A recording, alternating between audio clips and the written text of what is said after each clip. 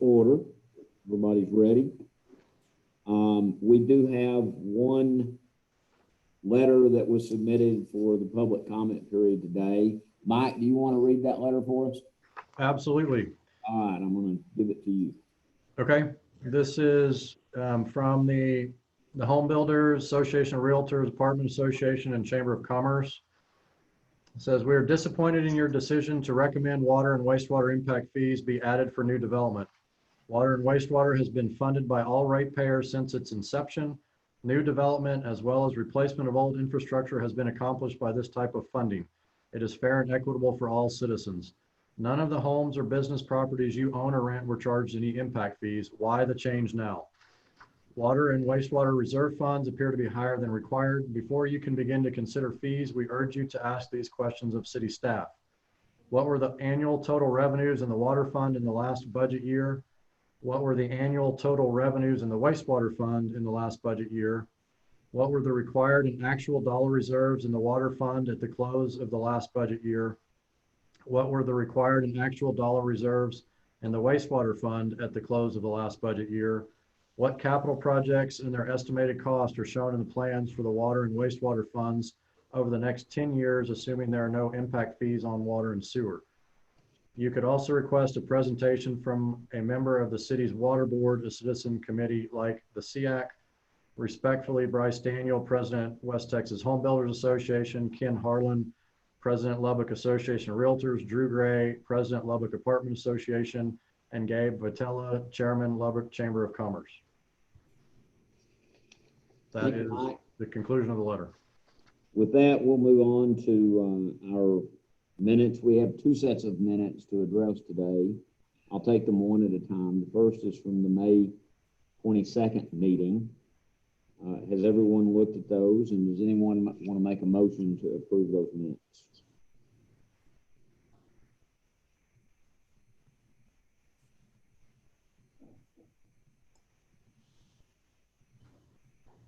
I guess the minutes, whoever typed them up did their best to summarize each of the Q&A speakers. I mean, it's without writing up the whole transcript. I think they did a decent job summarizing some of the points that were made by each speaker. So I don't guess there's any changes I would request, just maybe noting that, you know, there could have been some things left off when they mentioned each speaker's comments. And I'll give kudos to April and her team. They watched and rewatched to try to get an accurate depiction of what was said. And again, they weren't trying to give a word by word translation and transcript of that, but just trying to capture the general idea of what the speaker said. So hopefully they captured that accurately.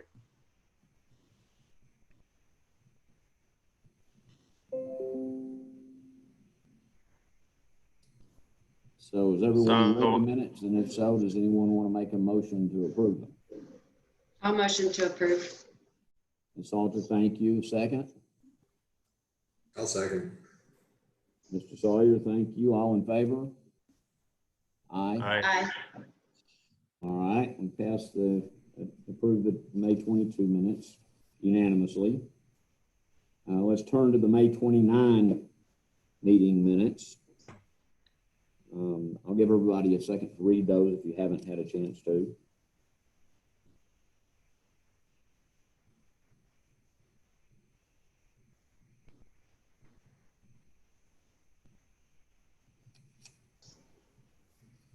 I want to raise one thing for discussion, and that's the last comment under number 4.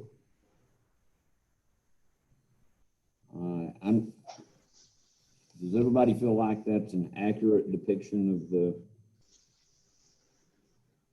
discussion the committee had on the 29th?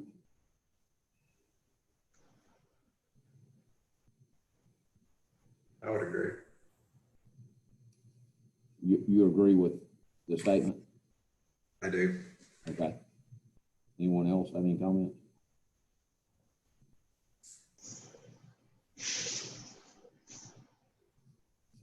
Okay. Anyone want to make a motion to adopt those minutes? I'll make a motion to adopt the minutes as is. Mr. Bean, thank you. Anyone second? I'll second.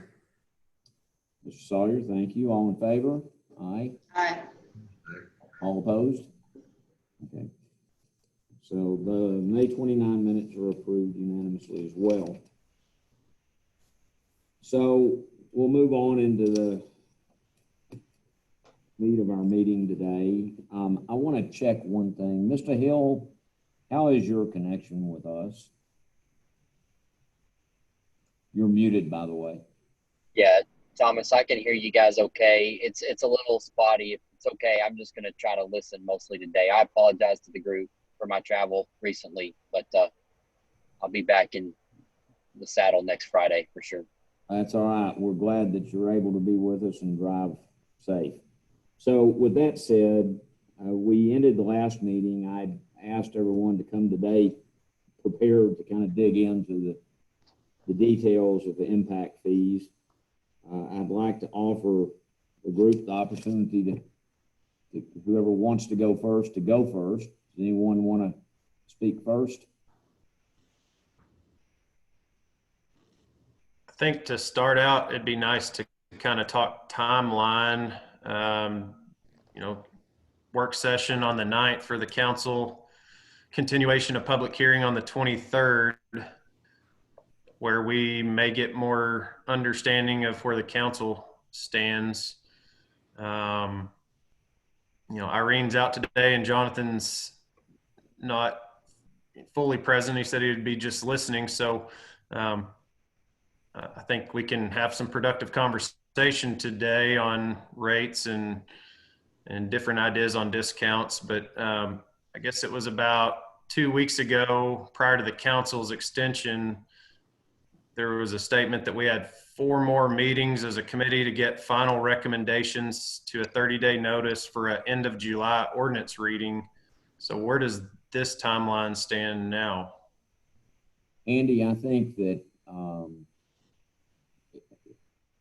there are some things that certainly are going to be pending the council meeting on the 23rd. But I think we can proceed forward in doing our work and be prepared then to go forward promptly after that. My impression from the comments that were made, and Mike, I'm going to give this to you in a minute. You may have a different idea, but my impression is that what the council has in mind is having the June 23rd meeting, and then it sounds to me like they have in mind maybe postponing further action until after the budget process, which would get their first meeting where they might entertain a final report from us into September. Mike, do you think that's a fair statement? Do you have a different impression? No, I think that's accurate. That, what the mayor said at the last public hearing was, their budget talks really start in earnest the first part of August, and to not want to take it up for that second public hearing in the middle of that process. And so I think that next public hearing will probably occur in the September-ish timeframe. That's still up in the air. And, kind of backing up from all that is that we still have those 30-day posting requirements. And so whenever they call for that public hearing, the final report has to be published 30 days prior to that time. And so for giving y'all time to vet that and making sure you're comfortable with it before it goes public, fully public, that's going to give you some time. And so that backs it up, potentially another month. And so, continuing to move forward is probably good for y'all to be able to continue to vet it and to discuss it and to come up with ideas and talk about where it's going to go. It just gives you some time. The previous schedule was aggressive. It was compressed, and it was going to have y'all to work really quickly to be comfortable with the recommendation. This gives you a little bit more time to breathe. But I think September is probably what, in trying to read between the lines of what the mayor had said, that's probably when they would be looking to entertain that next public hearing. And the first reading of the ordinance would be in that time frame. So there's still a lot of work that this group has to do between now and then to get to that point. Okay. So, I mean, my thought is that we kind of push forward here for the next couple of weeks. I think that when it comes to taking any final votes in regard to our policy recommendations, we may or may not want to take some. I think we certainly don't want to try to steam ahead to a final report being ready before the council meeting on the 23rd. We need to wait and see what direction we get from them, if there's anything different from where we're at now. But the more progress we make before that, the less we have to do after that. So I would hope we could get to a point that we've all kind of got an idea of where we want to be. And then after the council meeting on the 23rd, hopefully we could proceed ahead pretty rapidly to that point to get a final report ready. And then, and that way we've got it ready, you know, say in July sometime. And then the council can tee that up in terms of the 30-day notice for however they want to do that, for whichever council meeting they want to take that on at. Does anybody else have any comments about that?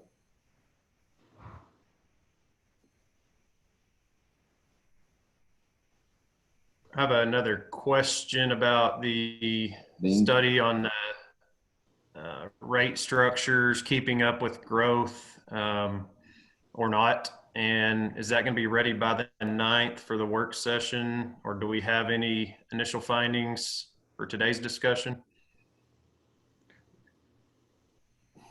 I didn't understand your question. That question. I'm sorry. Okay. So I made a request, and I think Katie also mentioned that this information would be very important as we discuss rate structure for sewer and water moving forward. So my question was, I guess, first question is this any information going to be provided to council on June 9th work session for any projections on the projects in our 10-year capacity plan being able to be kept up with by LP&L water and sewer rates or not over the next 10 years or 5 years? And so it doesn't, I'm not hearing any affirmatives. I think Jeff said that there, or Mike said there was a guy named, I think Chris, that was going to do some work on that, and it may be ready in a week or two, but that was last week. So it's been a week. I'm just wondering where that stands. Mike, do you want to respond to that? Well, I'll respond to part of it, and then I'll let Jeff respond to part of it. And so, you know, in the current budget, there's rate models that have a 5-year lookout for water and sewer projects that are already in the council's budget, not our capacity plans, but their capital projects. And they're showing $1 increase to the base rate every year going forward, starting in 21-22. That was in last year's approved budget, and the sewer rates going up $0.05 every year to build the projects that are already in there. None of that accounts for any impact fees. That's all assuming no impact fees. That water and sewer rates are going up starting in 20. Well, in sewer, it's going up every year starting this coming year. That's what was forecast. And then water rate next year would be going up $1 base rate every year, at least all the way out to 24-25. And then I don't know what it looks like beyond. So, so that analysis has been done, assuming no impact fees, and then the capital projects that are included in that are in the budget. We haven't put the full list that's in the impact fee, because our look out is 10 years for impact fees. The city's budget is just 5 years. And so, so that's where it stands today without any additional revenue source. There's going to be increases in both of those funds to keep building infrastructure. Now, I don't know on Jeff's side, if Chris has had an opportunity to pour in to see if that reduces those increases or not at all yet, or if it's still too early and he hasn't got his final information yet. Mike, can I ask a question? Go ahead. I was just gonna say, so that includes the 5-year lookout for projects. And then it would probably include, I guess, a budgeted maintenance percentage number, or, right? So that's assuming no outside of the normal maintenance happens as well, right? That's right. And so those rates account for both capital projects and for maintenance. That's exactly right. And Mike, those numbers are from the 2019 budget that you just cited, correct? Yeah, the 1920 approved budget. So at what point this year would you anticipate everyone is going to have the 2020 budget numbers in terms of the water usage rates and the things we talked about that were kind of anomalously low last year? When are we going to have that information currently in the current budget? For the upcoming budget? Yes, sir. I mean, that's the process that we're starting now to talk about from October of 2020 to September of 2021. Those are the discussions that are underway that council will see starting in August of this year to know that better.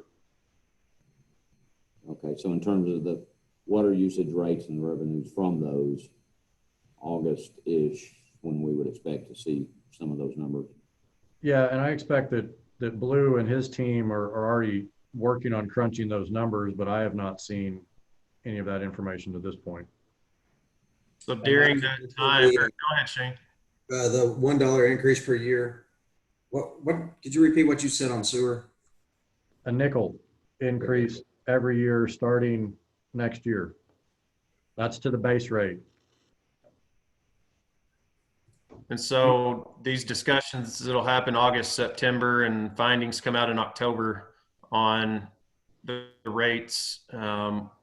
Potentially could answer a lot of these questions on this letter we received today about annual total revenues from last year's budget year for wastewater, water, required and actual dollar reserves in the water fund at the close of the budget year. So we would have the most up-to-date numbers in September, October to answer these questions and to get a better or a more update projection on rates.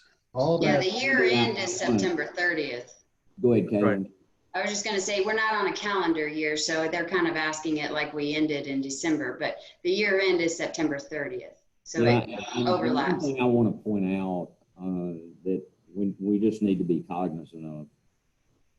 The letter that was read today was under the public comment period. Those are not for us to respond to. That's public comment. We're not in a public meeting today. So those comments were made during the public comment period, and those are for the public to have the right to speak and be heard, but they're not for us to respond to those comments. Having said that, I will say this. The information is in the current city budget, and the new information will be in the current city budget. I mean, the new city budget. So that information is readily available publicly. So I'll just leave that there. Yeah, I think the last question may be similar to what we're asking maybe Jeff or Mike for. What capital projects and their estimated costs are shown in the plans for water and wastewater over the next 10 years, which I think Mike said they only look out 5 years, assuming no impact fees. I guess what's being revealed to me, or I'm understanding, is for the best optics as we make decisions on recommendations. We're already talking about you know, it was already brought up, we may be waiting till the end of September for this council to take action, would be to get through their budget planning and see what gets made public out of the budget planning.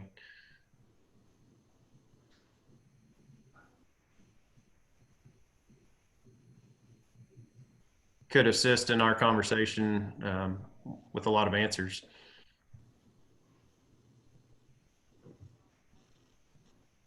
Does anyone else have any comments related to that? So the question on the rates, when you're talking about $1 or and a nickel, what a percentage increase is that from the base rate? Because I don't know what the base rate is. About what, 5.5%, Mike, something like that. On each? The current base rate for water is 18, and at least as of last year, the current approved budget that we're working on shows it going up 19, 20, 21, and then $22. So $1 every year.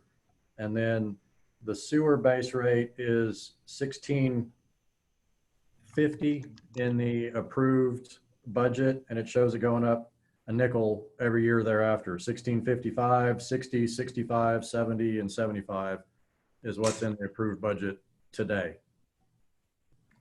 Okay. So about 5%, 5 plus on water and negligible on sewer. Point something. Not much on sewer. I'm sorry. Not much on sewer. Right, exactly. And those do not have volume increases with them, just increases on the base rate. Okay. Mike, may I ask a question? This is Jonathan. Can you hear me okay? Yes, Yes, sir. Phil. Okay. What in those budgeting numbers, and this may be a question for Blue, but what key assumptions go into those increases? Is it the absorption of those projects, or is it some other factor that they use to make the assumptions for those increases? No, I think that's part of, there's a lot that goes into it. The capital projects is one of the big pieces of that. Also the maintenance anticipated to occur. So the general operating budgets for both water and sewer departments are part of that. So your operating is included. The projects are included, your maintenance is included. Trying to project water usage from what it was in previous years and looking at what those trends are and the revenues that are coming in. You know, your base rate pays a big chunk of the debt service. And so understanding, and I can't remember, there's been talk about the percentage of what the base rate pays for as far as the debt service. I want to say it's somewhere between 70 and 80%. And so you rely on the volume usage to make up that difference. And so anyway, you want your base rate to cover the lion's share of the debt service, because you still got to pay those bills regardless of how much water people use. And so there's a lot of different things that go into that, but that's kind of the general. So your operating budgets for both of those really large departments running the plants, there are treatment plants, the maintenance for the existing plants and all the water and sewer infrastructure that we have, plus any new projects that come on board with that. And so part of what's been happening lately is that we've got reserves above policy that's set. And I think for water and sewer, it's either 20% or 25% of your operating in case you're kind of your rainy day fund. If we get a super wet year and nobody uses water, we still have to pay the bills. And so that fund is there. And then there's some money that's above policy reserves that's been paid down. We've been paying cash for a lot of water and sewer projects in recent years. That above policy limit is dwindled to very little above the policy limit now. And so anyway, all that, again, that information is readily available in the budget that's online. But yeah, does that answer what you were looking for, Jonathan? Yes, sir, Mike. Thank you. Is this the same reserve fund that was referenced when they made the decision to not cut people's power and water, for the COVID?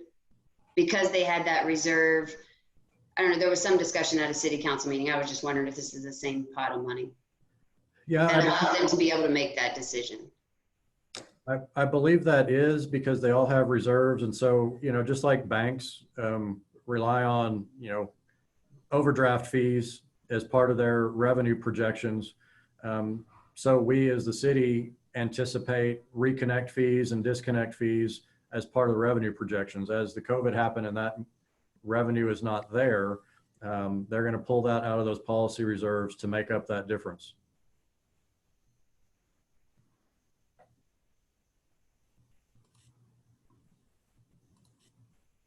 I was just thinking that was an example of how, they had several tools and they were able to do what, we probably all felt good about for the city of Lubbock.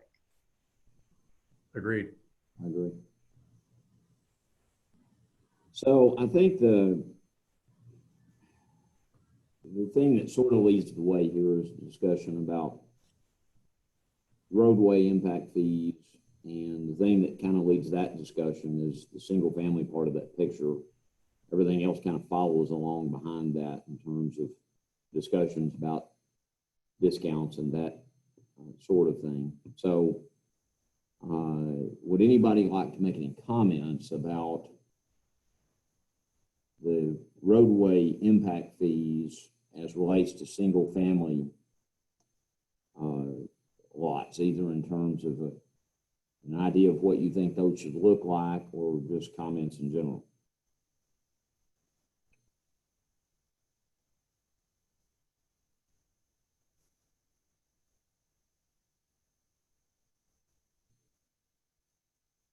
By the way, I want to stop for 1 second. Jeff, I apologize.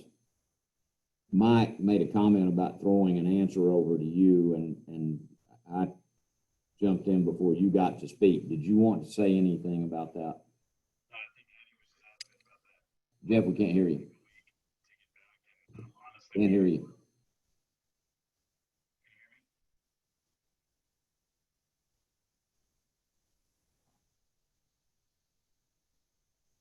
Can you hear me now? Yes, better. Okay. I guess the answer was to when we were going to get back to Andy on the question about that is, reality, we've been working on answering some questions for council on June 9th. And one of those questions is about the growth rate. And so that could impact potentially the answer to that question. So we were not focused on that answer. We were going to get, like I said, it'll take a week back, but we were planning to get that answer probably after we kind of had some clarification from council on June 9th. That's kind of the strategy we were using to make sure we were understanding where they were before we dove too far into that detail. Okay. All right. So now I'll go back to the question I had put on the table. Does anyone want to throw some ideas out? Mr. Bean, would you like to jump on that? I was going to ask real quick on June 9th, is the best way to follow along to be present at the work session, or is there going to be a way to watch that afterwards? Because the last work session last I checked, wasn't able to find the recording of that. I know that the last one was televised live. I mean, it's going to be on channel 2, or I don't know if they've been doing Facebook Live, but the recording of that should be on the website from any of the previous council meetings. And the same thing should happen on this one. It should be on live. You can get on the city's website and follow live from home, or you can be in attendance if you would like. We are actually going to post an agenda if there is a quorum of members there that want to be present at the meeting. We plan on having the agenda posted to allow that, but you can also watch it from the comfort of your own home if you would like to do that. It's streaming live, so you should be able to see that. And if you're not able to find it on the website, I can look, but it should be there from the previous ones. You're talking about the public hearing, Andy? No, the work session that was a few days before the public hearing, the last I checked, I couldn't find that. So if I miss it live watching, my options are to be in person or hope that this work session gets posted in video. Yeah, they should all be. I'm looking.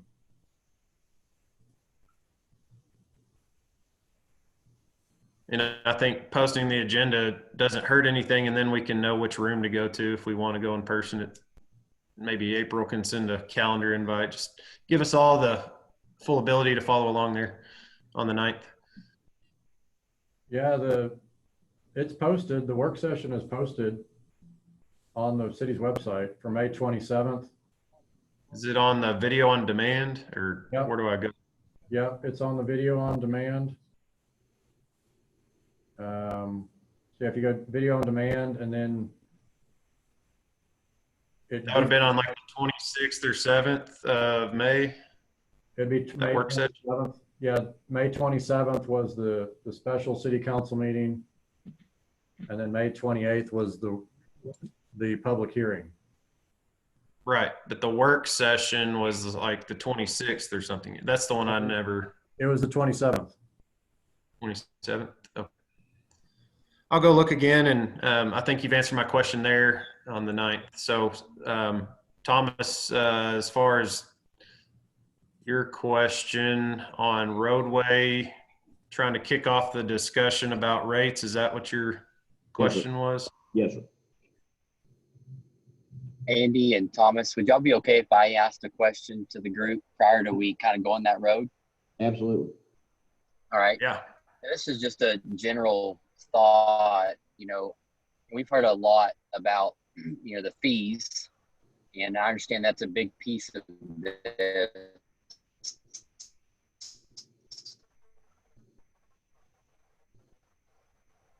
But I've read some additional research just about the impact fees costs. And Andy, maybe this is more pointed towards you guys, you and Shane, but what do you perceive to be the benefits to developers and or builders as it relates to impact fees outside? And I'm trying to ask that question outside of the cost, because some of the studies I've read is how it actually can benefit builders from the supply side. So that I was just curious the committee's general thoughts on that topic, and maybe specifically Shane and Andy.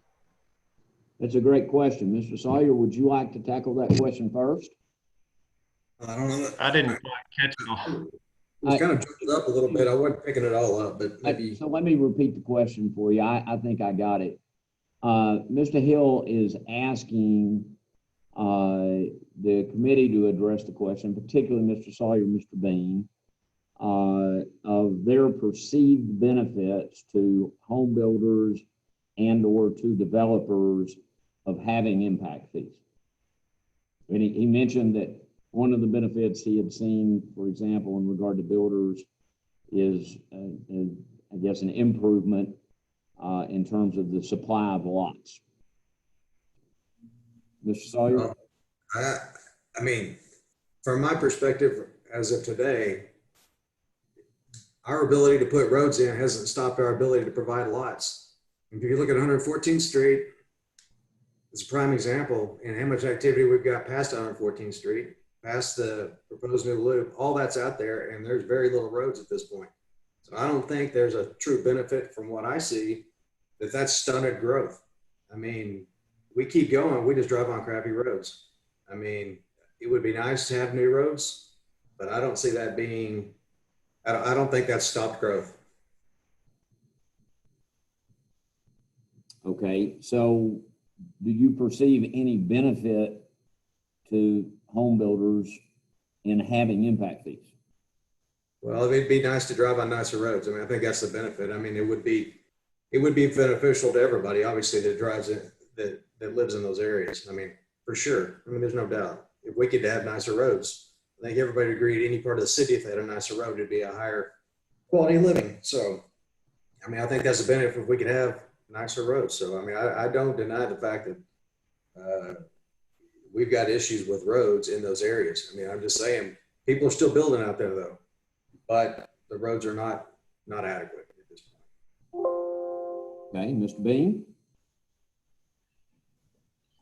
I'm still, I guess, trying to, the simple question is, what's the benefit to builders and developers of impact fees? Yes, sir. What Okay. does the committee perceive those benefits to be? Yes. Okay, so Shane answered pretty simply and bluntly, and you know that covers, I guess, the builders. I think you've generally been in favor of impact fees from a developer standpoint, and I would think you would fit in the category to help answer this question as well, Thomas. So I'll turn it over to you on what you think the benefit of impact fees on the developer standpoint are. I'll be glad to take my turn. Mr. Hill did specifically address the two of you, but then he kind of threw it to the entire committee. So I'm going to let some other folks go first, but I will take my turn. Ms. Salter, do you want to take a turn? So I'm not a builder or a developer, but if I was to imagine, what I was thinking the benefit is, and this is just from what I've been hearing, and I guess I could be totally wrong, but currently the developer seems to do an awful lot for the city in terms of doing projects and roadways and the, you know, I mean, in all the special names of things, but you do a lot of projects that certainly benefit the project you're currently, as a builder, currently working on, or a developer, and certainly benefits the city as a whole. But I guess if I had to put it, what would be the benefit is maybe that you could get credit for some of that. So the way I'm thinking that is, if you go and you build something on the project list, you know, it's going to offset what the actual impact fee would be. When before, I think the process was either you went and negotiated something to your benefit with the city in doing this project, or you just didn't get credit at all, and the credit came because people bought your product at the end because it was better with the road. So that's what I see as, honestly, I think I've said it before, as a tool for the developer and or home builder in their pocket as well. Just one more piece to go in when they're having these contracts or negotiations with the city about their project and what they need for their project and what they're willing to build or do, and money they're willing to spend right now today to benefit everyone. They have another avenue in getting some type of relief. I'm just using the word relief to not use the credit or offset word, but you know, some kind of compensation back for actually going above and beyond what you actually needed to sell the one house. And so that would be my take currently, and there could be more or less. But that, up to today, that's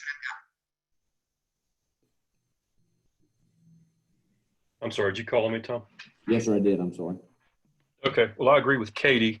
It's just one more arrow in their quiver that they can use to get the process going. But the other impact that I see, or the benefit, would be, and I'm not a builder either, I'm a finance guy, but it appears to me that if they had that impact fee available to that, the development itself would actually be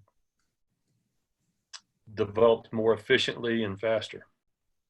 And I don't know exactly how that works, but it just appears from an outsider like me that having that available, it gets those roads built, which leads to the faster development of the subdivision. Mr. Hill, would you like to answer your own question before I take my turn? I'm good with it, and I definitely don't want the committee to think I'm trying to rehash something that we've already discussed. I think what I'm trying to get to with my question is you know, we've heard an awful lot you know, about the negatives, and I appreciate that, and I appreciate those perspectives, absolutely. But I've also heard multiple times that in most circumstances, at least from what I've been able to listen to, is that most folks are in favor of roadway fees. And so my question was really, what are the perceived benefits that people have got to the point that they're comfortable with saying that they're okay with roadway fees? And so that was really the basis for my question. And then in some research that I have done on my own, is I found that because of the tool that it's given, that it enhances the ability to efficiently improve roadways, thus creating increased supply in lots. And we all know what happens when you have an increased supply and demand comes into play. And so that again, I'm just processing it and thinking through it and wanted the committee's opinion. So I appreciate everybody's thoughts. Okay, so. Just to readdress mine, coming to the conclusion of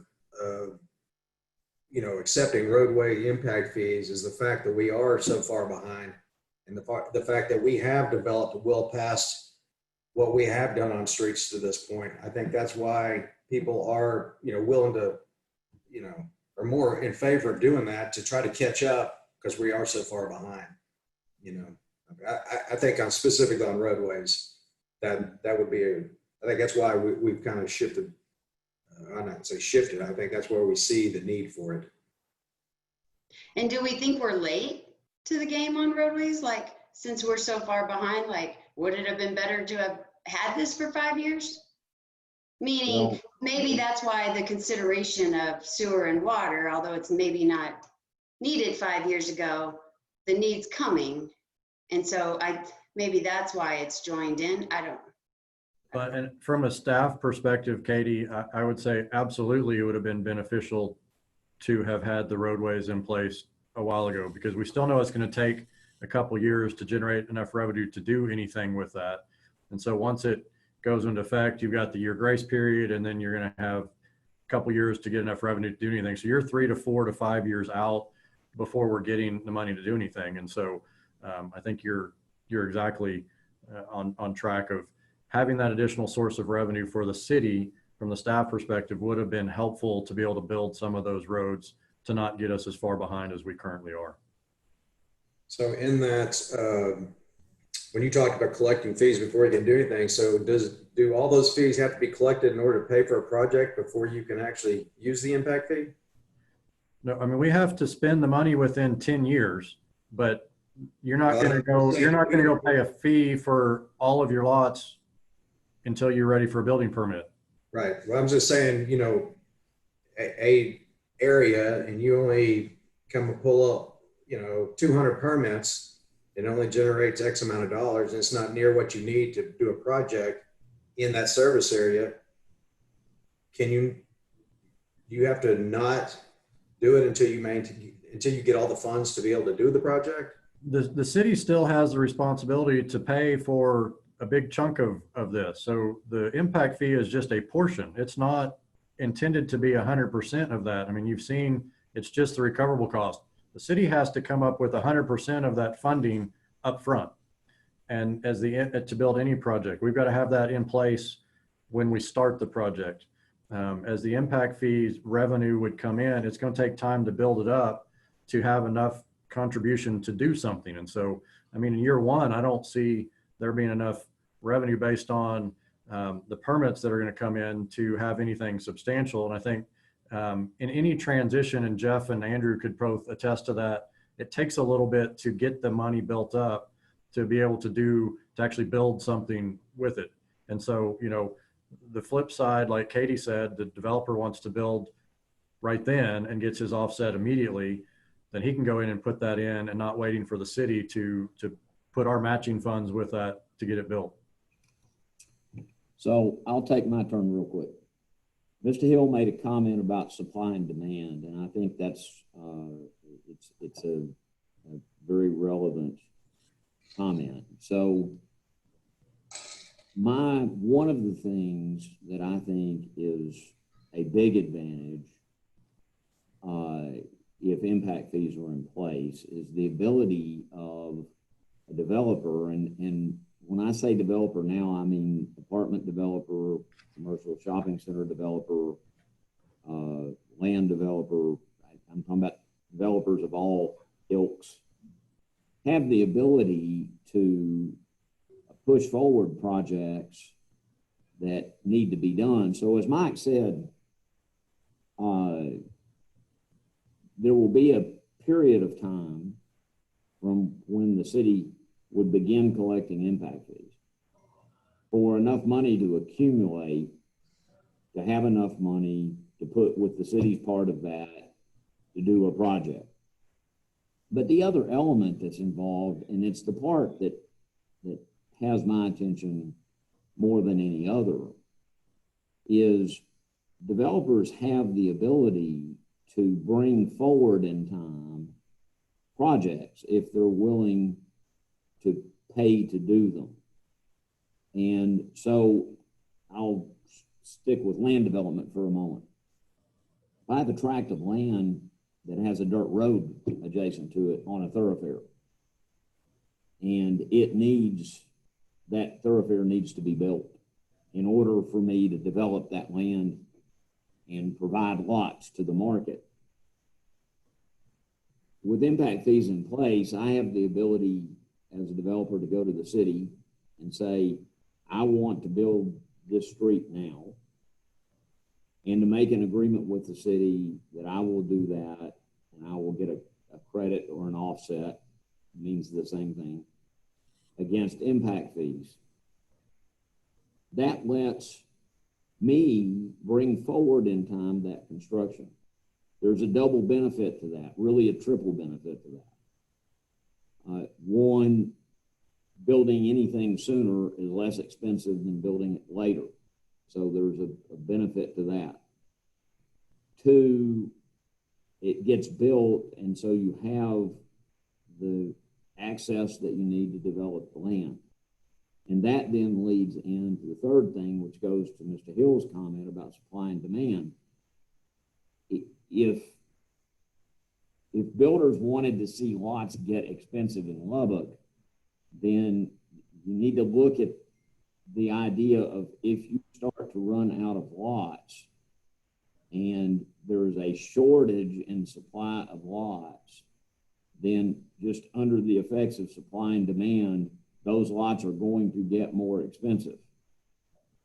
If you have access to develop additional lands and more lots can be built so that you don't end up having a shortage, then supply and demand comes into play again. If you ended up with an oversupply of lots, then they're not going to get expensive. Then you'd have a competition in regard to selling lots, and that would push the price down, or at least hold it in place longer. So it's those elements of impact fees that cause me to be supportive of the concept of doing impact fees. The other thing that I like about it is they're controlled by statute. So impact fees can't be collected and then subsequently, let's just say a council in the future comes in and they look around and say, oh, there's a pile of money. Let's go get it and spend it on some other project. They can't do that. I like that element of impact fees because it does hold everyone accountable. And I'm in favor of that. There are things that have occurred in Lubbock in the past, and this was before I was developing land, so I only know the stories. I didn't live these things, but there are things that have happened in the past that touch on what I just said, where money in one way or another was collected for certain projects and it ended up not being there to build the projects because it was spent somewhere else. And with impact fees, everyone is accountable. The money can't disappear and be spent somewhere else. It just, not without breaking the law. And so it provides a measure of protection for all of us. Developers, builders, the public, that the money that's collected for a purpose goes to that purpose.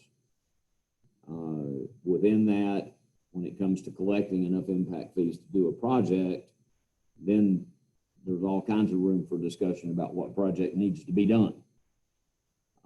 But I think everyone should bear in mind the city's responsibility, and it's large if the city elects to proceed with collecting impact fees. The city has a responsibility for their part of the impact fees. So I'm going to call it the matching part. But the city also has a responsibility in regard to the gap that exists today. And proceeding with exacting impact fees will sort of ramp up the necessity for the city to address the shortfalls that exist today. So I think that the general effect of all of this is that things happen sooner rather than later. And that's really kind of the whole point. Right now, today, we're not in a position where builders need to worry about a supply of lots. There are a number of developments underway. Lots are generally available. There's not a shortage of lots in the market today, but that could change. And I agree with Shane's comment about the desirability of having better roads. But I think the concern has to be about where we have no roads. And by that, I mean dirt roads. So we have no all-weather service, no paved road or no concrete thoroughfare, but we have land that's on dirt roads that is going to need to get developed in the foreseeable future. So those are the things that I see that are beneficial. Accountability, the ability to get things done sooner rather than later. Anybody else want to take another turn?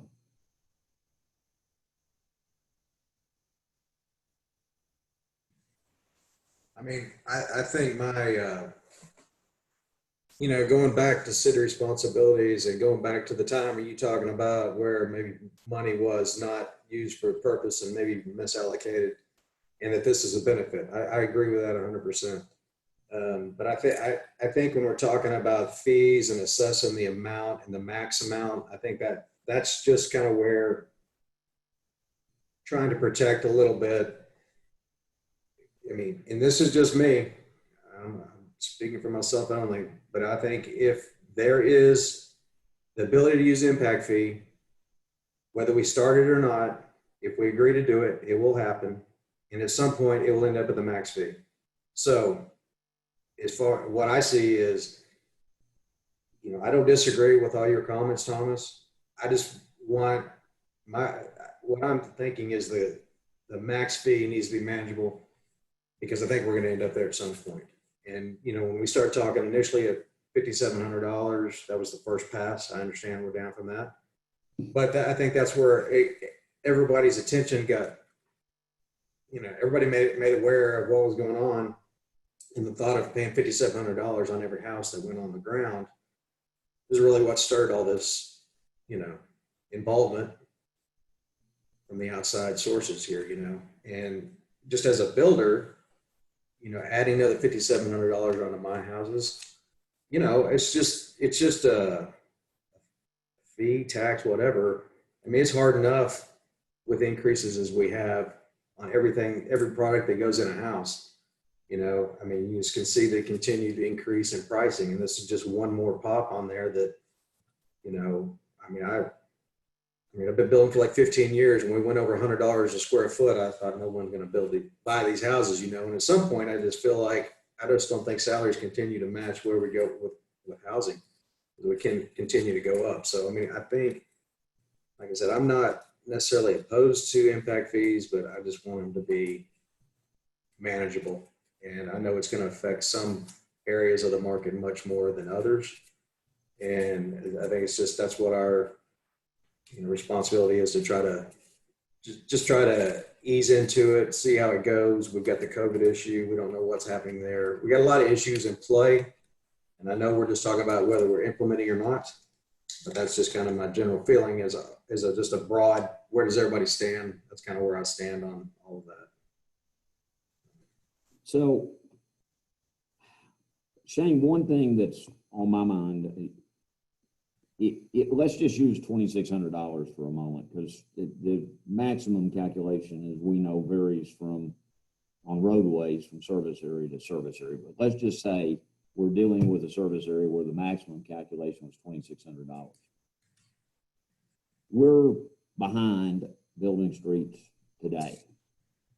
And if the impact fee by policy in an area where and bear in mind, the maximum calculation is a calculation based on what is needed in order to build the projects that need to be built in the next 10 years.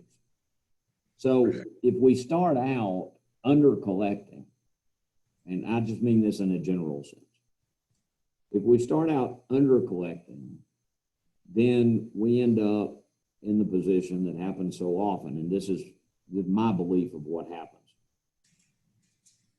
Cities start out to do impact fees. Councils come under a lot of pressure about how much the fee will be.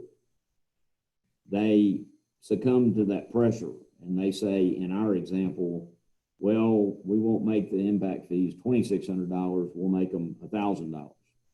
Well, every dollar you under collect, you've got to catch up later. And that's why these cities, the thing I hear more than anything in general from other people I talk to is in other cities is, well, impact fees started out and they were reasonable, but then they went through the roof. Well, they went through the roof because they under collected from the beginning, and then they had to make it up later. And that is an inevitable effect of under collecting in the beginning. Go ahead. But you can only go up to the max anyway. So you can only go up to your max project for whatever's established in the beginning. Whether you start out behind, you can only go to the max, correct? Well, in The 10-year period. in the window of time that max is in place, but that Right. can change. So what you're saying is kind of the second pass, that's whenever they ramp up to quite significantly more. Is that correct? Well, basically, in my example, I'm saying if they started at $1,000 instead of $2,600, at some point they move up to $2,600, and then the recalculation and the maximum becomes $5,000, and they're forced to keep going up, to keep ramping up because they started out behind. Which just further confirms what I just said. We're going to end up at our max fee, whether we start there or we're going to end up there. So that in my mind, whatever we establish our max fee, at some point we're going to be at that max fee. I mean, because we've talked a lot about, there's been a lot of discussion about discount. I mean, just from outside sources, how are we going to do this? Affordable housing, and so, and talking about policy, and we've looked at all these different cities that have done this and had the discounts, and that's kind of where we are now. But invariably, I feel like you're going to end up at the max fee. So that's why I'm just saying, that's kind of when we're looking at all these cost projections on, when we took out the right of ways and things like that, in order to get that max fee down that we didn't feel like was necessary. And I think that's just where I'm trying to, again, that's my point. I just don't want a lot of fluff in there to end up at a $5,700 fee versus a $2,600 fee. It's much more palatable, obviously, the 26 than it was the 57. So, and our projects are still in there. So let's drill down for a minute and focus on the roadway part of this, because roadway was never $5,700. But it was the total. But yeah. Water and sewer is still in play at this point. It is, but right now I'm wanting to try to focus on the roadway part of this. So the roadway part of this hasn't changed much from the initial number. It's changed a little bit, but not much. It was 2,700-ish. Now it's generally 2,600. I mean, it's moved a little bit, but it's about in the same place that it started back in that $5,700 discussion period. Okay. And so we're still sitting kind of with the more or less the same number that we had in front of us at that time, right? Yeah. And so that's what I'm talking about. If you start out under collecting the number that the math says you've got to collect, then you end up postponing the time when you can collect the money you're going to have to collect to do projects. And there's a double hit on under collecting in the beginning. One, you've got to make it up later. And two, you're building things later. And that's the part of this, I think, that you've got to consider carefully, because postponing construction means building the same thing and spending more money to do it. And so you get hit twice if you under collect to begin with. Okay. So on timelines for when say it's $2,500 for a service area for roadway for max fee. If we or the council decides to discount it for that service area to $1,000, and that's what goes in effective, and that's your example of starting behind, and at some point it's going to get, in Shane's example, up to 2,500. How's that? The 2,500 number can only change every 5 years. Is that correct? The max. When the study is restudied, that's correct. Every 5 years. Okay, but the 1,000 could go up. How every 6 months we could go from how quickly could it escalate, or could we adjust if we discount it to 1,000 and we say it's got to be 2,500, or it needs to be closer, it needs to be 2,000. Is that every 6 months, or is that how often?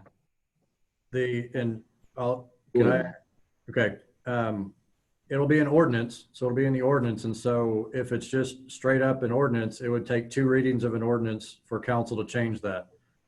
I would recommend, and I think the consultant would recommend, that you put some safeguards in place to say that some cities, Jeff, help me out, have said, if there's going to be a rate change, it stays effective for a year. Or you put something in the ordinance to say you'd still go through the public process if council wants to raise the rates up to that maximum or some variation thereof, to say, if you want to do that, instead of just 2 readings of the ordinance, now you put something into the ordinance to say, we want a public hearing, we do all those things, and have some pieces there so there's still some public input, rather than just 2 readings of an ordinance to change that. I think he mentioned a grace period too after each change, maybe as an idea. Yeah, we would recommend to follow the same process. Jeff, can you turn your volume up?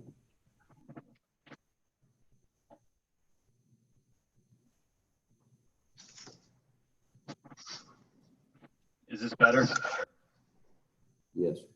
We would recommend following the same process with a public hearing to change the rate. It's not required. You can do it with the ordinance, but we think it's appropriate if you're changing the impact fee rate. Some cities by policy have applied that year grace period, like Katie was mentioning, to in their ordinances say if you change the rate, you're locked into your rate for a year, just to be, help the developers perform, et cetera. So those are things that you can consider from a policy standpoint. So in the example of we established in that service area, it's $2,500 is the max, and it comes in and we say 1,000 for a discount on that roadway in that service area, and we keep it at 1,000 for 5 years, and we go per requirement restudy it at the 5-year mark. Is that when the most damage can be done, because we only collected 1,000 for 5 years instead of 2,500, and then when you go restudy it, instead of 2,500, maybe maintaining, if you collected the max those first 5 years, it goes to 10,000 or 7,500. So you're cool for 5 years, and everyone's feeling like we're easing into this, but then year 6, when it's restudied, none of those projects really got done. We got new projects in line, and it goes to 7,500 versus if we'd have just paid the max, it would maybe maintain at 2,500. Is that kind of the? You have to do the study at 5 years? Mm-hmm. Correct. You do a second study at 5 years. Yeah, We have a discussion about the water and sewer maintaining itself right now. And then the argument was made that we don't want to spend the money to restudy it again. So are we saying that we're restudying it regardless? By state law, you're required to update every 5 years. There's a different process to update a little bit, but you have to update. And the definition of update varies depending on your growth. If you haven't changed much in 5 years, that update's easier. If you just redid a new comp plan, a new master plan, that update may be more complicated. But you don't have to do the full study as an update. It just depends on how much has changed in the last 5 years, what that update entails. And didn't you say, Jeff, that some cities readopt that initial plan? If you didn't have significant changes, so since we do a 10-year study, there is an option in the local government code to readopt the previous study. You have to go through the public hearing process to readopt the previous study, but the study that we do is valid for 10 years. And if you basically can say it's still valid, you can go through a public hearing process to re-adopt the But in study. 5 years, you're going to reassess we're basically gonna go through the same process of looking at all your capital projects again, like we've done right now, to see if we're behind on more and what we need to over the next 5 years. Is that correct? But we're gonna be looking at the projects every 6 months too, right? I mean, Yeah, that by law, we have to. You Right. review the projects every 6 months. You're required to do a full kind of evaluation every 5 years. But you can't add projects up into the 5 year point, correct? We could, but we'd have to go through the full public process to add a project.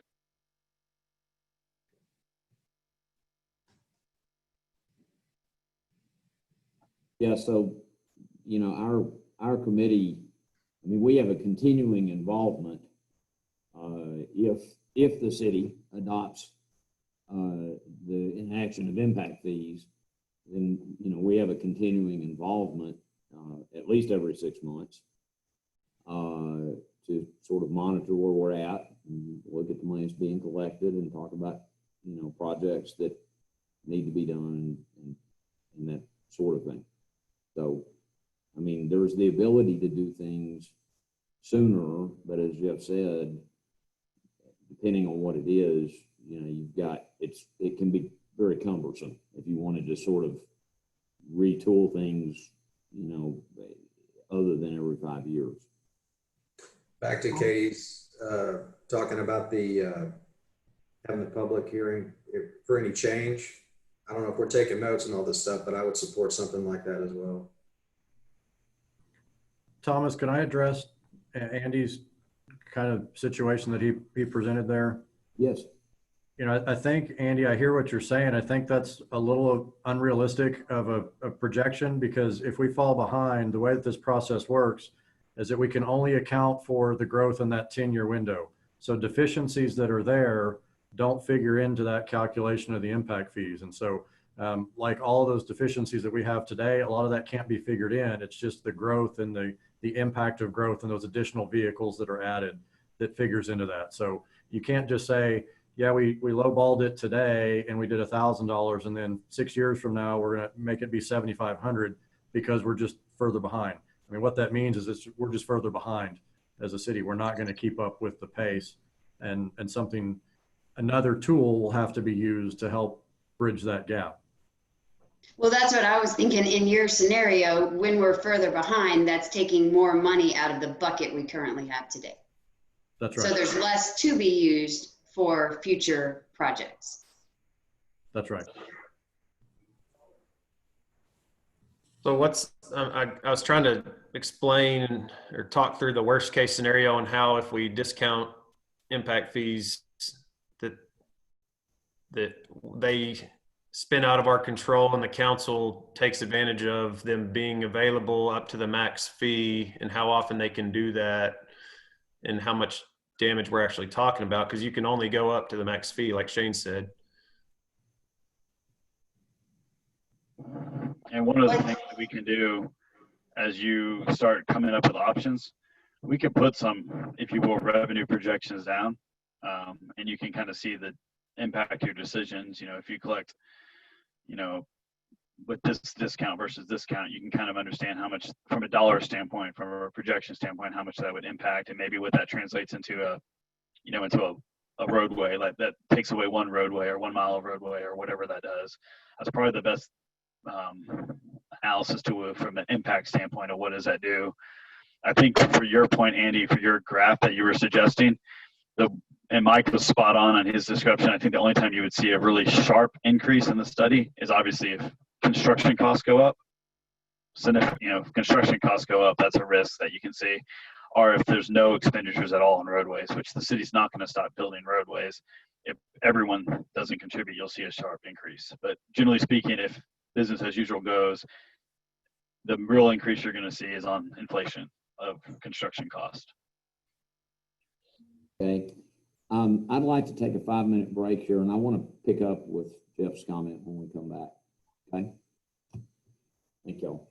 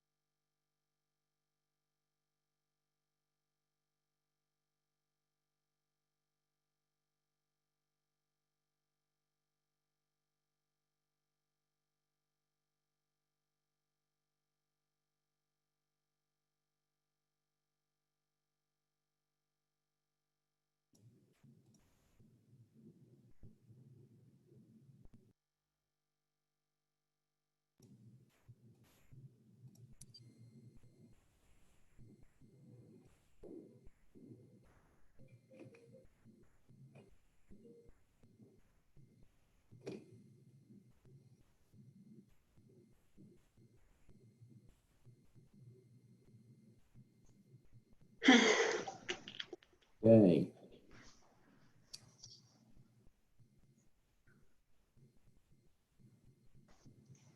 Sorry, Mr. we have Hill, freezers and coolers now. They're all full. We have lots of food over here, though. oh, 5 good. households. Go to Katie's for lunch today. That's right. Yeah, we might as well cook it all up, right? Absolutely. Sorry, I'm late. Don't let it go to waste. Ms. Taylor, are you back with us?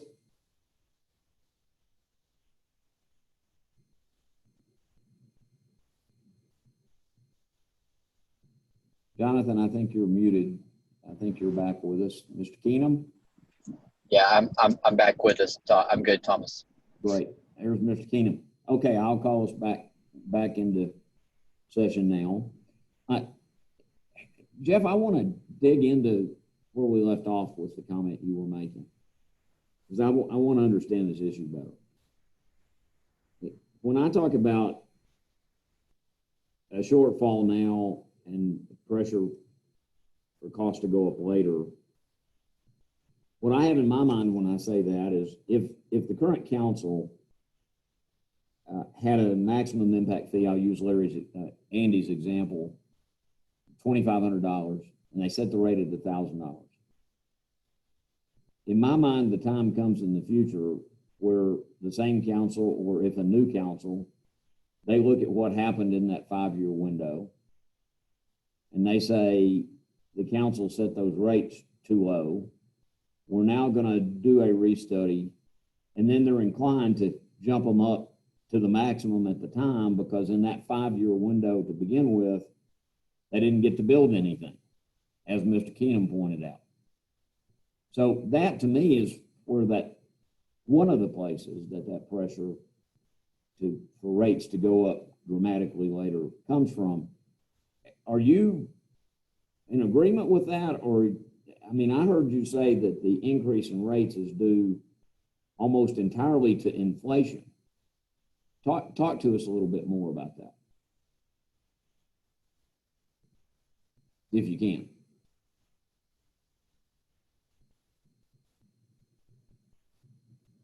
I think Mr. Whitaker's having a technical difficulty. He's having problems with his sound. Yeah, There you I go. can hear you now. Sorry. My Spectrum had an outage, and apparently my audio is not coming through, but now I'm on my phone, so I can hear you. That's fantastic. Did you hear my question? I did not. Sorry. I'm sorry, let me repeat it. I'm picking up where we left off for the break. Okay. And so I was saying that when I talk about rates going up later, in my mind, what happens, you set them too low now, you come to a restudy time, the council looks back, says, we or the previous council set rates too low, we didn't get to build what we needed to, we're further behind. So now they're very prone, upon a restudy and an increase in the maximum rate, they're very prone to want to jump up to the ceiling. That's what I'm getting at. I heard you say that increases in impact fees is generally attributable almost entirely to inflation. Did I hear that right? Talk to us about that. No, yeah, I mean, so I was talking about the calculation. A lot of times, what we see is the cost per vehicle mile, goes up in 5 years because of inflation too. The decision for council to set a higher rate is exactly what you said, Thomas. So I was really doing more of the technical calculation. Okay. The policy decision is different. It's more, attributable to, hey, we didn't collect enough funds, we're farther behind. Okay. That's I just wanted to make sure I wasn't on the wrong track with that. So Andy, do you want to pick that up and run with it for a little bit? Trying to keep in simplified terms here. So the $2,500 is the roadway max fee. We make a recommendation, for example, or the council takes our recommendation of a max fee and feels pressure and discounts it to $1,000. So we're only collecting $1,000 per residential permit in that service area. And there's a 1 or 2 year grace period. So then you're really only collecting for 3 years before this 5-year restudy happens. We hit the 5-year restudy. And I guess that's where I need to continue, or someone to help me continue this simple example of worst case scenario? I mean, I can share with what most cities do when that restudy happens in your scenario. The most common question becomes, okay, if we adopted impact fees 5 years ago, what was the impact and how much revenue did we collect and what was the impact of growth? So if we come back and say we collected this amount of revenue, and if we had, say, in your example, went from 1,000 to 1,500, increased it by 50%, this is how much we would affect. And then they see that the building permits had not slowed down with the current rate. That's a lot of times coupled with Thomas's suggestions, like we didn't collect enough, we didn't see the impact of growth, so let's move on up. They could do that at any time, but most time that discussion happens at 5 years. So at 5 years, Council- they say let's move on up. Let's move on up to 2,500, which is the max fee, right? That's as far as they can go. That's the 5-year update will recalculate it, but assuming that everything's the same, that as far as they could go is the max fee. What are Assuming the that everything's the calculated? same. I'm sorry, Andy, go ahead. Assuming that everything's the same as far as the growth rate and the project list and pretty much what's in front of the council right now. Those items. So one thing I want to add to this is, I think we have to be a little bit careful not to be misled. So I'm going to use Hatton Place as an example. Mr. Bean's company is developing Hatton Place today. That piece of land was entirely dirt, a half section of land. And prior to commencement of any development, Indiana Avenue had already been built as a 7-lane concrete thoroughfare adjacent to it out to what was then FM 1585, what is now Loop 88. So there was a great benefit to the development of that land from the fact that it already had that thoroughfare adjacent to it, notwithstanding that it still has a 2-lane 114th Street on one side, but we'll ignore that for the moment. The point I'm wanting to make is that at the time that land began to be developed, it already had that thoroughfare in place. Because of our growth rate and our expansion further and further out, we're now developing land and looking at developing land where in many cases you have no thoroughfare present. You have no paved thoroughfare adjacent to it. Or if you have any, it might be 2 lanes of very poor strip paving on a thoroughfare for access. And so the whole point of our discussion is looking forward and looking at growth. And we have to be careful about looking back and saying, well, we've had plenty of land to develop, so we're always going to have plenty of land to develop. Lubbock's not necessarily going to run out of land, but it is going to run out of land that's on roads that are fit for development. So one thing to have a road that is poor, for example, University Avenue, when Bell Farms began development, University Avenue was in very poor condition. But it was paved, it was 2 lanes of strip paving, and it was passable. We're now getting out into areas where you have dirt roads and you have very, very poor strip paving, and it's kind to call it that. A lot of times you just have some asphalt that's been, or crushed asphalt that's been thrown down.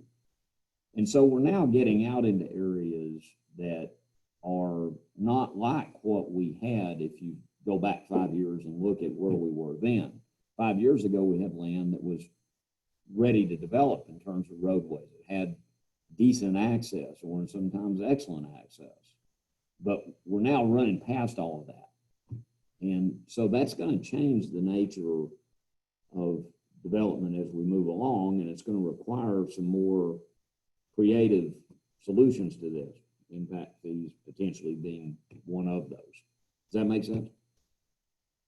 A comment to that, and I don't quite follow exactly where your arrow's pointed on that. I'm hoping to continue to listen or listen back. But when you buy land and as a developer and it's comes with a thoroughfare next to it that's 7 lanes, you're paying a premium versus buying land with adjacent dirt roads. You're paying a discount. I mean, just for those that aren't maybe thinking that way, following your comment, there's other developers. So it's a case by case basis. There's still land that developers are buying against state highways that are,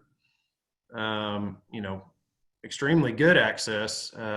So I think you've mentioned, and you said there's still land there, but eventually, at what point can we predict that there won't be any more land available to purchase that does have an Indiana Avenue or a 19th Street next to it? Yes. But the developer generally, and when they buy the land, pays a premium or a discount based on access available at that time. Andy's certainly correct about that. I mean, a piece of land that has direct access to an existing constructed thoroughfare, and let's take that further, direct access to water and sewer service, is certainly going to command a higher price, and in some cases a significantly higher price than land that doesn't have access to any of those. Andy's absolutely right about that. I'm not so really some of the pushback from case by case basis that we have heard and maybe will hear is those that have already paid the premium for developments that have roadways and price their lots accordingly and are trying to sell lots, and then now there's a new fee or tax being considered that would pay for roadway, sewer, and water that they already have. So, I mean, just for the committee's understanding, if they haven't picked up on that yet, that's an obvious pushback for stakeholders. And so, that's going to continue to be a pushback up until the point that whenever it is that Lubbock runs out of land that has any or some decent access. In your example, Hatton Place had Indiana. It didn't really have 114th, and still 1585 is not Loop 88. So, just a little overview, I guess, in response to your comment. I think you mentioned, yes, there is still available land, but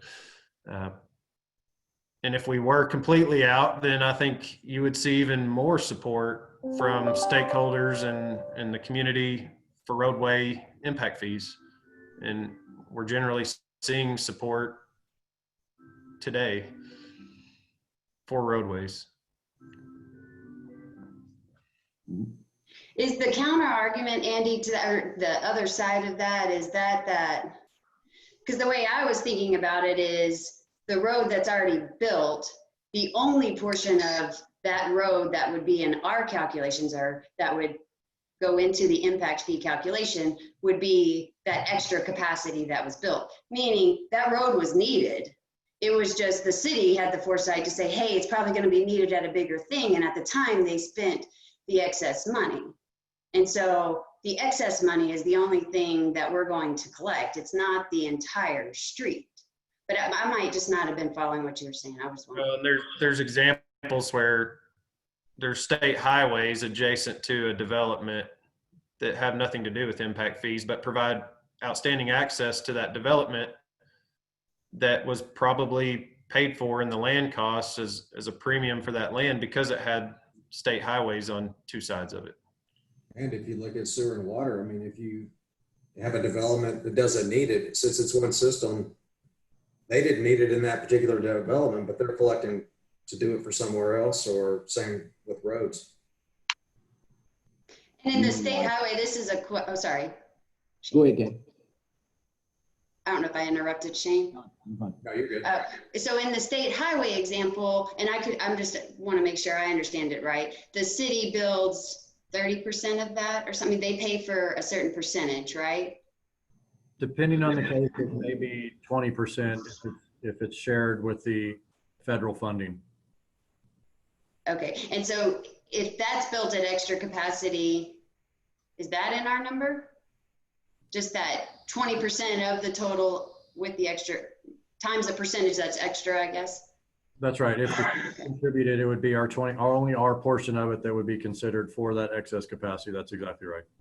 Okay, and so Andy's saying when the person came in and bought the land, regardless of what was there, if it had access, they're kind of already paying for that access, and then it would be again if they had to pay the impact fee. Is that what you're saying, Andy, or what you were thinking?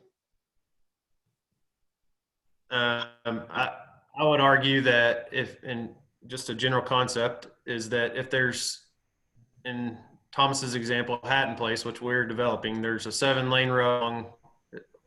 There's 3. It's surrounded by 3 roads, 3 thoroughfares. One is a existing 7-lane Indiana Avenue, and then one's state FM 1585 2-lane road, and one is a city 2-lane road. When we purchased that land, the land was more valuable because of Indiana than if Indiana would have still been a 2-lane road, which there's a lot of examples of land that's available today, which may not even be in that situation where Thomas has mentioned maybe all adjacent dirt roads, or maybe 2 of the 3 or whatever that is in the city limits. And so that is all in general reconciled when you purchase the land. And so, yeah, so if there was a piece of land with 2 state highways adjacent to it that were outstanding access, whoever owned that land that sold it to a developer probably charged a higher cost. And then so I go buy that land at a high cost, and then impact fees get implemented. Then the builders I've already set my lot cost, and then the builders are having to pay an additional fee that wasn't considered, whenever I bought the land 2 or 3 years ago. So it's a damage to me selling lots in that situation, impact fees. That for my stake in this, if I'm speaking for that situation. Yeah, I think it's case by case in a lot of ways until you reach the point that you run out of land that has a 2-lane paved road at the minimum, which I think most pieces of land have at least that.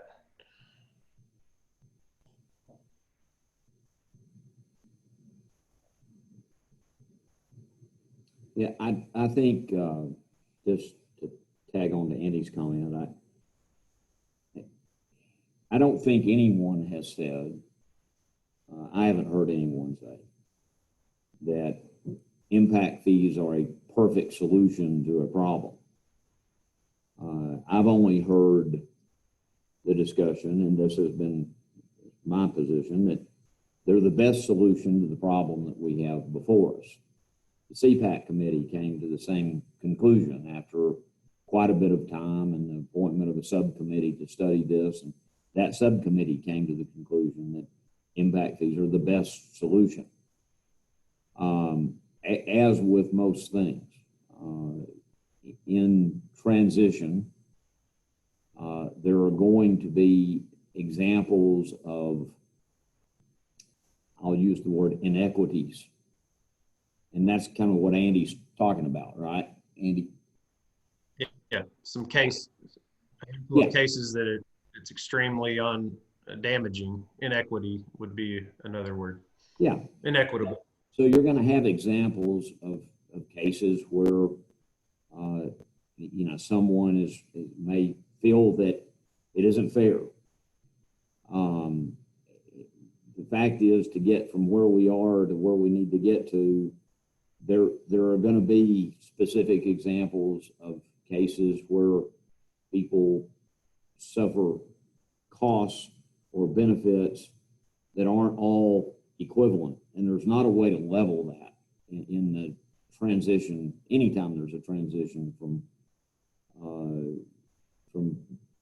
where you're at to getting to where you want to be, the transition is a transition, and there are going to be examples of cases like Andy's talking about, without a doubt. But I'll also say that the land that in Andy's example that already has that infrastructure, it's ready to develop now. It's not waiting on the collection of impact fees to be able to develop it and reap the benefits of development. If it has that stuff in place, then it's ready to develop. So that's a difference between a piece of land that doesn't have access to infrastructure, that has to wait for infrastructure to be developed. Shane, you made a comment about developments that don't need water or sewer. Are you talking about 1 acre developments? Where you're on underground water, is that what you're talking about? Heck, I don't even remember my train of thought at this point. Sorry. Okay, well, I was just gonna say, we don't really have those inside the city limits. I mean, Don't have what? developments that don't need water and sewer are inside the city limits, not generally. Okay. Unless they're. Tommy, I had a question based on what you were just saying. All right. Two things. Number one, are those properties that Andy's describing, those one-off properties, those developments, are they identifiable currently? In terms of the ones that have certain infrastructure in place, Yes. I'd say readily identifiable. I mean, we know where the existing thoroughfares are and in what form they are. So whether it's a 7-lane concrete thoroughfare or 2-lane asphalt street, but those things are identifiable, yes. Okay, so just for discussion purposes only, because some of us aren't in your business, would those developers not be able to, or could we not develop a process for those developers where they could appeal for a discount? That's a legal question. I don't know the answer. Kelly, I know you're with us. Do you want to take that question? We would have to look into that. And also it would, I think, fall into the consideration of the council's policy initiatives. But that's something we would have to take a little bit of further look into. I think too, though, Larry, if it's roadways that the developer built himself, that yes, they would be eligible for discounts. As we've got existing projects in there, water and wastewater would be harder since we've removed existing projects out. If they've drug water out there for their development or sewer, that becomes more problematic since we removed existing projects from the equation that we've been discussing. So I understand that, but let's go back to Andy's piece of property, his company's piece of property that we're talking about. Indiana was already built before you purchased it, correct, Andy? mm-hmm. Yeah. And 1585 has been there, and I mean, it's going to get bigger because it's the loop. But somebody else, some other developer paid for that expansion of Indiana Avenue, correct? Well, they've already paid. When they sold that piece of property to Andy's company basically rebated them for that cost. Well, in an indirect way, but you see where I'm going. The cost of that property was more expensive because that infrastructure was already in place. So I'm Yes, just for discussion purposes, I'm just trying to figure out, is there a way for Andy's company to, in the terms of a roadway impact fee, to where they could appeal for a discount on the development? If we identified 5 different developments that fit some kind of a model, I want to think through that. Is then we would be removing people or population numbers in the calculation for growth. So that would probably have to adjust the calculation that Jeff's figured up on max fees. I think it's, I think a lot of developers that are in unique cases that could appeal and fit the guidelines would appreciate that opportunity. But then, just thinking from a max fee standpoint, or Jeff's seat, is this going to adjust his predictive growth rate or calculations on population and number of people paying impact fees into the pot, so we can't do as many projects? Is that, that's kind of the repercussion that would have to be thought through. So Larry, I want to make sure you said that some other developer had paid for that, and I want to dig into that a little bit. Another developer didn't pay for the construction of Indiana Avenue. I'm going to let Mike talk about the funding for Indiana Avenue because he'll know the details, but it's not that, for example, it's not that the owner of the land Andy's company bought built Indiana and then they built that into their price. Andy's point there is simply that because Indiana is in place, the land is more valuable, but there's not a developer who built Indiana Avenue. Mike, talk real quick about source of funds for Indiana, just so everybody can see how that got done. Yeah, so that was general taxpayers and the ad valorem taxes that paid for that. That was sales tax and property tax that paid for that. That was not developer agreement. That was all city funded that we built that and upsized it for the future growth. And so yeah, that was on the backs of all of the citizens of Lubbock that paid for that. Okay. Well, I was wondering too, so when the company's looking at wanting to purchase a plot of land, I would think that all those would kind of go into the decision in terms of, okay, Indiana's there, good, we'll have great access coming in to get to all of our houses and the commercial properties. I'm willing to pay for that because I'm going to buy that today and tomorrow I can start. Otherwise, I'm going to buy that and I'm going to need capital to put some type of something there so you will have access to the plot of land you just bought. And that delays your construction of your end product, which you're going to get your reimbursement back for doing this business, right? Is that the opposite thinking of that? I'm just trying to understand the whole picture. The main difference there is just the purchase price of the land. It's if the market's true, then your explanation of the two different pieces of land is accurate. The difference being the premium paid for a piece of land that you can start today because it has sewer, water, in one roadway versus the piece of land that has nothing. Yeah, I think the trick here to me is if you've got your hat on that says I'm a developer and I own this one piece of land, and I'm looking only at the effects that this has on me, there are going to be examples of, again, I'm going to use the word inequities in the transition.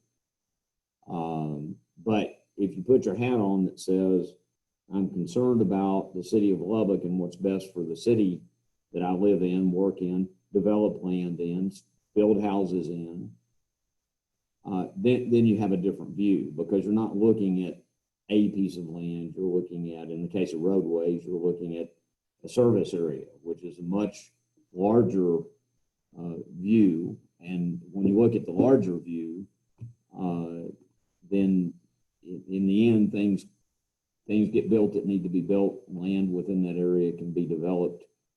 The city had access to some funds when Indiana Avenue was constructed and some other really nice thoroughfares that we have that they don't have access to now, or at least in anything like the volume that they did. The gateway funds, I think, still exist, right, Mike? They just not, you don't have the funding into that you had at one point in time, right?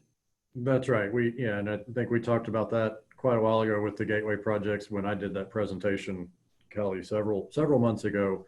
But yeah, that gateway fund helped build Milwaukee, and I can't remember if Indiana was one of those that was built with gateway, but I want to say that it was. But yeah, so those funds are tapped out now with debt on those projects, and so there's not much room or capacity to build additional things with that funding source anymore. And so if you look at the next piece of land, just to follow that, so progressing from north to south, if you step south of the piece of land we're talking about, Andy's company's land, the next piece of land south is Kelsey Park. And Kelsey Park has a 2-lane asphalt roadway on Indiana Avenue from 1585 to Woodrow Road that was rapidly just completely coming apart.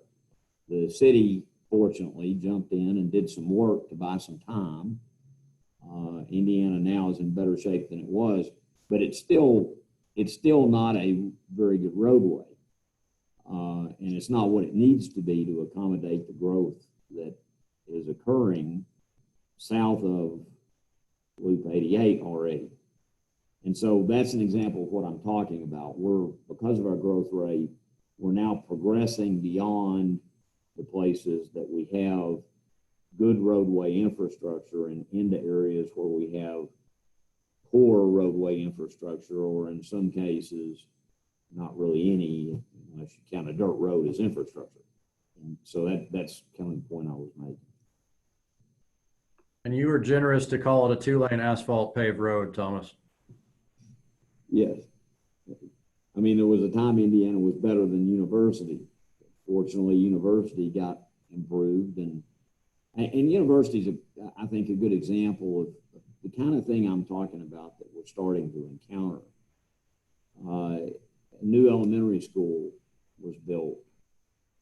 Bell Farms subdivision was begun. Bell Farms is on the east side of University, the new school on the west side of University.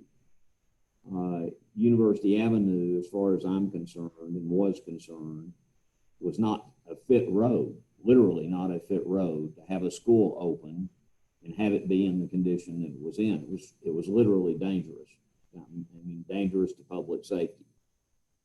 2 large pickups with large rear view mirrors couldn't pass on that road without one of them getting a tire off the edge of the asphalt, or their mirrors would have run into each other. So it was just not a fit roadway. So the city got involved, and they're due a lot of credit for piecing this together, but they put a deal together where the county contributed money because the work that was done went from Loop 88 all the way to Woodrow Road. So the county made a significant contribution. The developers on both sides of the road made a contribution, and the city paid for, I think, roughly half of the cost of that project. It was about a $2 million project. And that got University improved to a point that it's now fit, but it's not great. So you've got 3 lanes of asphalt from Loop 88, basically a mile south to 146th Street, and then 2 lanes of much better asphalt from 146th Street to Woodrow Road. With impact fees in place, that project could have looked much different, and it could be in a much better road today than what it is today if impact fees had been in place. In the circumstance we were in, it was truly an emergency, and the city stepped in and stepped up and did what had to be done to get it at least good enough to get by for a while. But that's all it is today. It's good enough to get by for a while. It's not what it needs to be. And so in trying to avoid that sort of situation over and over again, that's what brings us to this whole discussion, to try to stop playing from so far behind.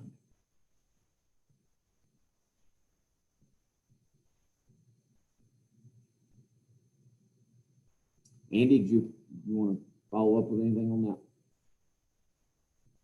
Anybody I have was just any gonna say, comments? I appreciate the one-offs, because I think that's really where some of the policy decisions will come in, because if we don't try to think, take the city, the big broad hat off for a moment and try to think down in terms of individuals and members of our community, I really think, there's some value in discussing those things, just because if it's gonna happen more than once, then, maybe there needs to be some type of consideration or policy made, if that's not our intent of the impact fee.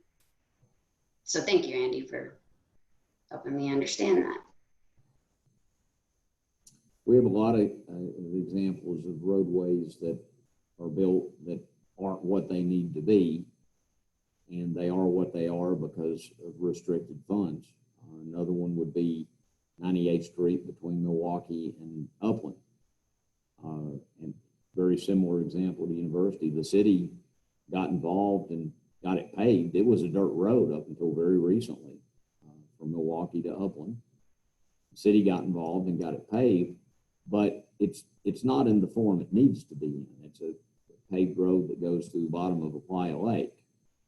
And that's part of what impact fees hopefully will help us all with, that we don't have to keep spending money on things that are temporary solutions that have to be redone later, which is, to me, in the end, is a waste of money. It's not a waste of money when it's done, because it's got to be done, but there's not money there to do it right at the time.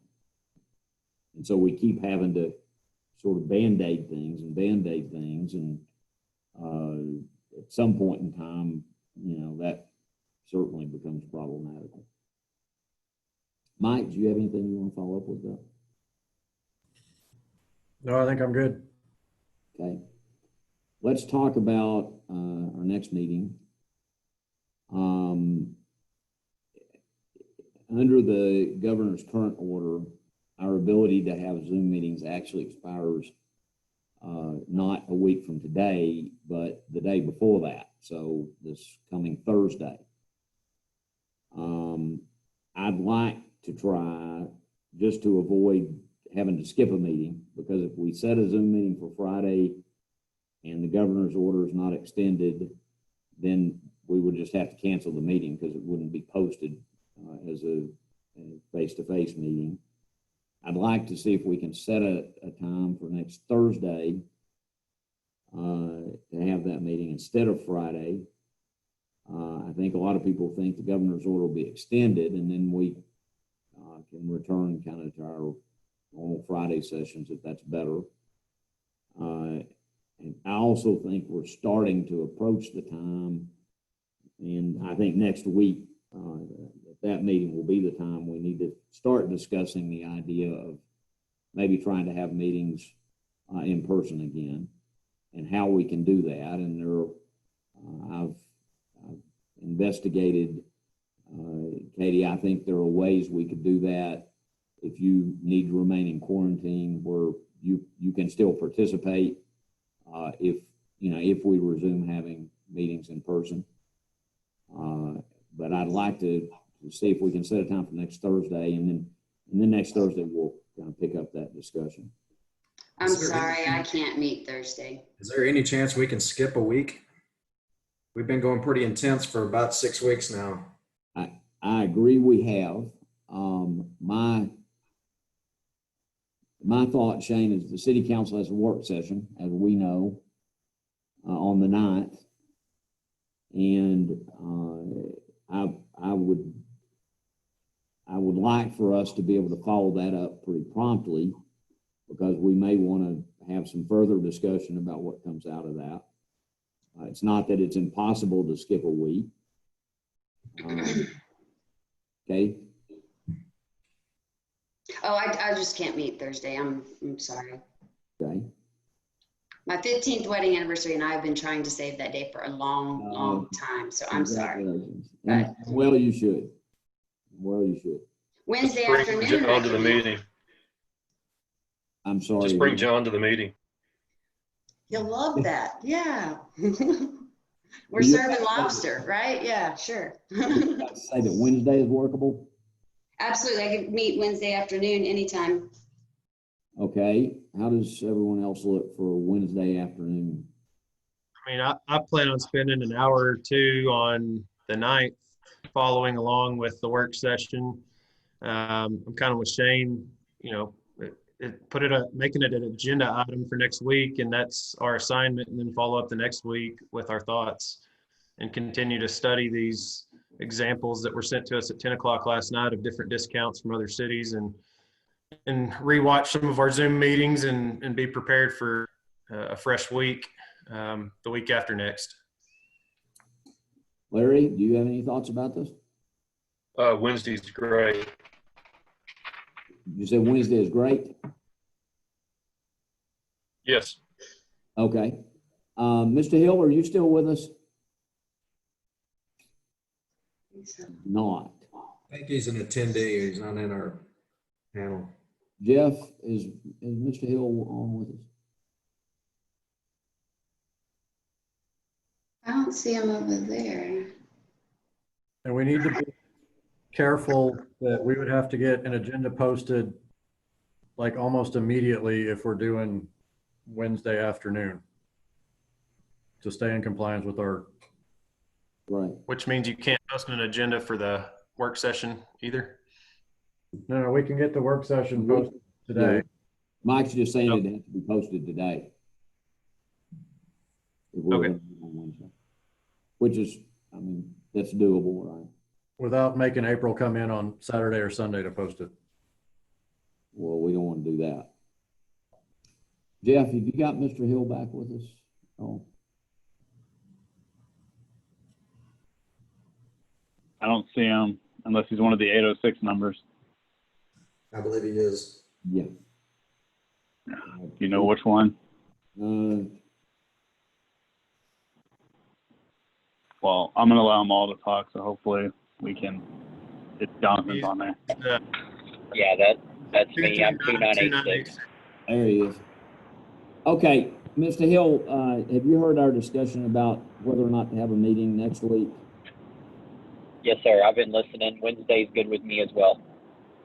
Okay, so I think what I want to do is just ask for a motion from someone, either if you want to make a motion to not meet next week, or if you want to make a motion to meet on Wednesday and then take a vote on that before we either agree we're not going to or move to set a time for Wednesday. Does anyone want to make a motion? I'll make a motion. When would be the next opportunity to meet after that? Say we skip, when's the next, are we talking the next Friday or Thursday? Yeah, the next Friday, probably, to continue our format. Mr. Sawyer? Sorry, Shane. Yeah, I would make a motion. We skip next week and look to have a meeting the following week. Does anyone want to second that motion? I'll second. Okay, so we have a motion and a second to not meet next week. I'm going to call the roll on this just to be sure we get it right. Mr. Sawyer, for or against? I'm for. Mr. Bean? 4. Mr. Bradley? I'm for it. Mr. Hill? For it.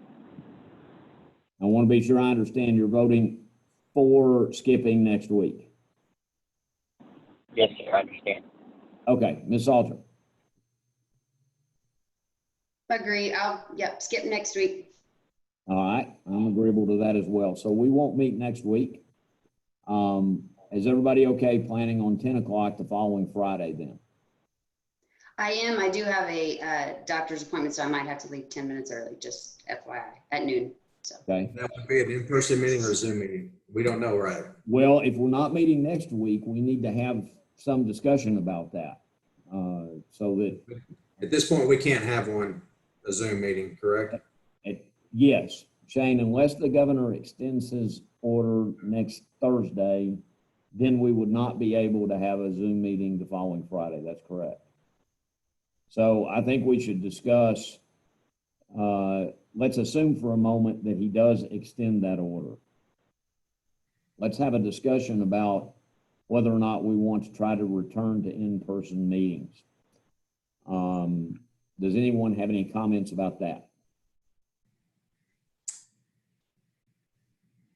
I prefer the Zoom just to not, I don't know so I don't know what I'm comparing against, but going into a room and then thankfully we've had lots of other participants other than our already larger than 10 people group.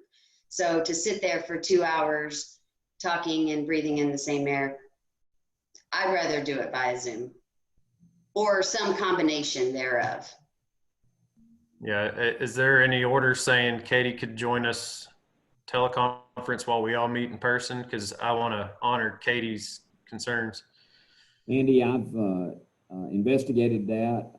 Kelly's on with us. She can chime in if she wants to, but it's my understanding that if we return to in-person meetings, that so long as we have a quorum present in person, then Katie could join us via Zoom. We would have to have a quorum present in person. So we'd have to have 4 members present in person. In that case, I'll make a motion that we meet in person on the 12th at 10 a.m. with Katie. I mean, if we can create a quorum. And then 19th. Katie, No, it wouldn't be be the 19th. 19th. I'm sorry. I'll make a motion that we join in person on the 19th if a quorum can be met. I'll second. All right. We have a motion and a second to meet in person on the 19th. I think I'll call the roll again. Mr. Hill?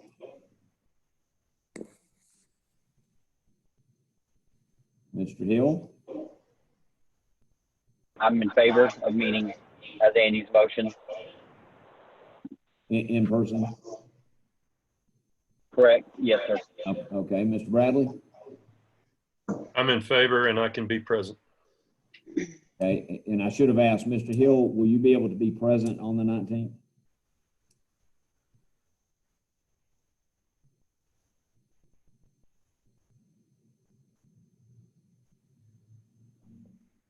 I'll come back to Mr. Hill. Mr. Bean, how do you vote? Yes. I'll be present. Okay, thank you. Mr. Sawyer? Yes, I I'm in probably favor. will not be, oh, sorry. I- Our names are we usually close. do- Yeah. I'm available. I should be available to be there in person and in favor. Yes. Okay, thank you. Ms. Salter? I'm okay and will vote in favor of it and appreciate the accommodation, but I probably will not be there in person. Understandable. Mr. Hill, I'm going to come back to you if you're still with us. We may have lost you. So we lost Mr. Hill. So we have enough commitment to be there in person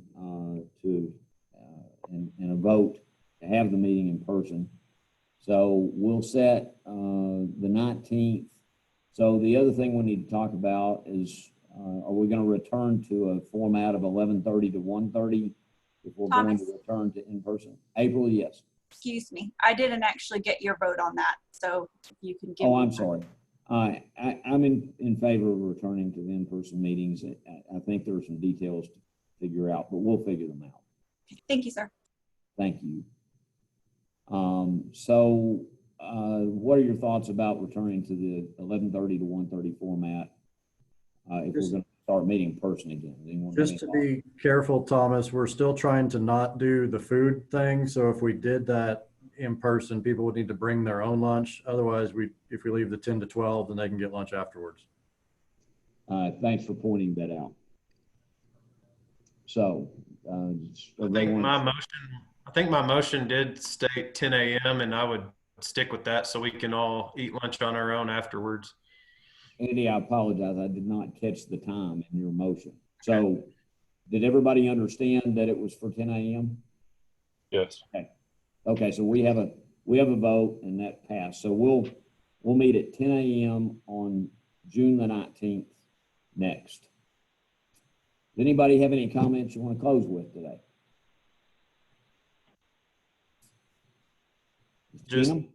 Yes, Andy. We're going a lot longer time than normal between meetings. So I guess I've already committed and it sounds like we'll have an agenda in case we have a quorum at the work session on the 9th, but just for everyone to keep following along and kind of doing your homework in the background. I'm hopeful that by the time we meet on the 19th, I hope that we'll have some insight coming out of the work session about where council is headed. But whether we do or whether we don't, we'll move ahead on the 19th. So with that said, I'm going to close our meeting for today. Thank you all for your time. I look forward to seeing you on the 19th. Thanks. Thank you.